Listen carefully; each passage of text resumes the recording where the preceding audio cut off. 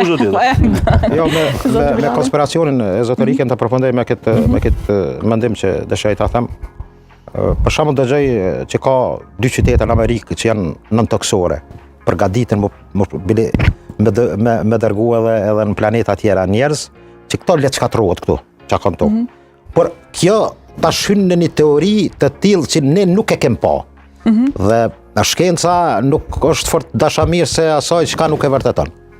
Dhe mendoj që më dha Roni kompliment, unë tash më ja kthy, po bjen tash si më marr vesh, me qenë se sot po çfarë. Çka është e drejtë, është e drejtë. Jeni njohësi këtë çështje. Ke drejt plotësisht. Real politika me geopolitikën sot e kanë një dallim shumë njerëz. U morë në çështja e Trumpit. Ata që e njohin biografinë e tij, po pas fatin ta lexoj biografinë e tij. Mendoj që është një njeri i cili pak a shumë janë të rrezikshëm ata që i kanë 3 gra, kanë pas 3 gra. Dhe kështu mendoj që në të kaluarën e tij ka pas edhe biznes të kaluare e cila ka qenë e rënë edhe më kanë që krasim se diçi shumë po Jo, mdoket. tash dal te ato pas 3 gra tash. Çka po dëshiron. Dhe e kaluara e tij do thot biznes ka qenë me ramje dhe me ngritje. Mirë po një veti e tij e jashtëzakonshme ka qenë që dorëzim s'ka pas. Një, dhe dyta bashkëpunëtorët i ka afru shumë afër, po i ka largu shumë shpejt. I ka hudh si lecka. Dhe në këtë drejtim është një njeri që psikologjia ata që s'kan tregu sinqeritet ndaj tij.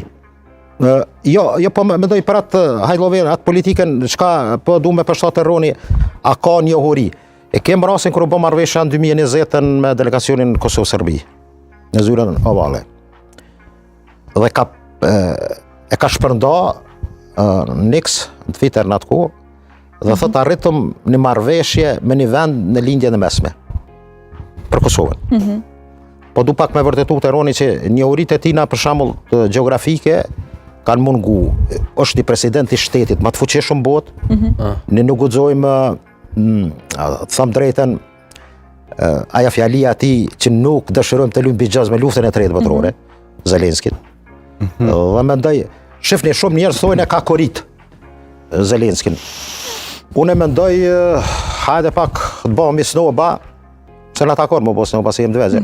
Çka është thënë? Jo vetë nuk kemi të vegjël. Pse me u pozicionu si persona inferior, si jemi të vegjël. Absolutisht. Secili nga ne kemi pasur sfida, beso zot Luzi. Secili nga ne kemi pasur sfida. Pse ne të tregojmë inferior ka shityre ose kushdo qoftë tjetër? Edhe ne kemi njohuri, praktika, ekspertizë, përvoja. Jemi të vegjël, jemi të mëdhej. Absolutisht që jo.